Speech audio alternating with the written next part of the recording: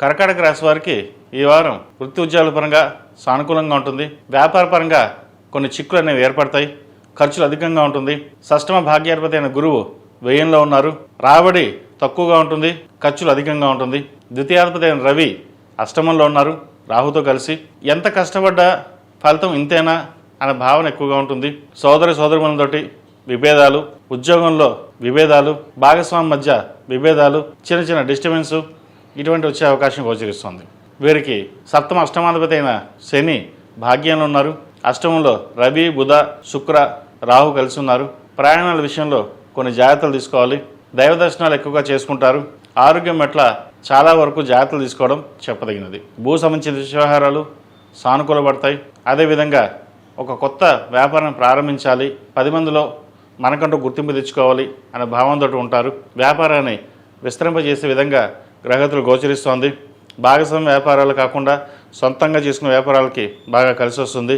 అదేవిధంగా real estate రంగంలో ఉన్న వారికి కొంత అనుకూలంగా లేదు.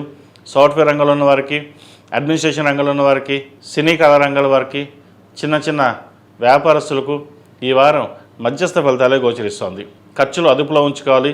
1 రూపాయికి 10 రూపాయలు ఖర్చు ఉండే అవకాశం లేకపోలేదు. అదేవిధంగా ఈ రాశిలో జన్మించిన విద్యార్థులకు కాలం అనుకూలంగా ఉంది. దూర ప్రాంత ప్రయాణాలు కలిసి వస్తాయి. ఆరోగ్యం బాగుంటుంది. పరీక్షా సమయం కాబట్టి ప్రతిరోజు ప్రతినిత్యం దక్షిణామూర్తి స్తోత్రాన్ని పండించడం చెప్పదగినది. ఏదైనా సరే కష్టపడి ఎదగాలి, మనకంటూ ఒక ఉన్నత స్థితికి ఎదగాలి అనే భావన ఎక్కువగా ఉంటుంది. 10 మంది చూసి కాదు, మనల్ని గుర్తించాలి అనే భావంతో ఎక్కువగా కష్టపడడం జరుగుతుంది. ఈ రాశి వారికి విద్యాపరంగా అన్ని అనుకూలంగా ఉంది. ప్రయత్నాలు ఏదైనా సరే ప్రారంభించవచ్చు. ఈ రాశిలో జన్మించిన స్త్రీలకు అనుకూలంగా ఉంటుంది. వృత్తి ఉద్యోగాల పరంగా, వ్యాపార పరంగా చక్కగా కలిసి వచ్చే కాలం చెప్పచ్చు. అదేవిధంగా కష్టార్థంగిన ప్రతిఫలం లభిస్తుంది. ఖర్చులు అలాగే ఉంటాయి. సంతానానికి మంచి సంబంధం కుదురుతుంది. వివాహ విషయంలో ఎటువంటి రాజీ పడకుండా ప్రయత్నాలు ప్రారంభిస్తారు.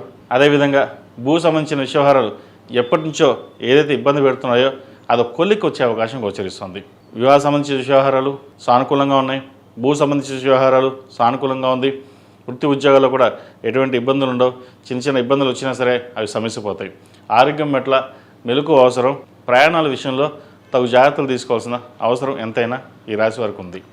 ఈ రాశి వారు ప్రతిరోజు ప్రతినిత్యం 6 కుంకుమతోటి అమ్మవారిని పూజించడం, శని స్తోత్రం పఠించడం చెప్పదగిన సూచన.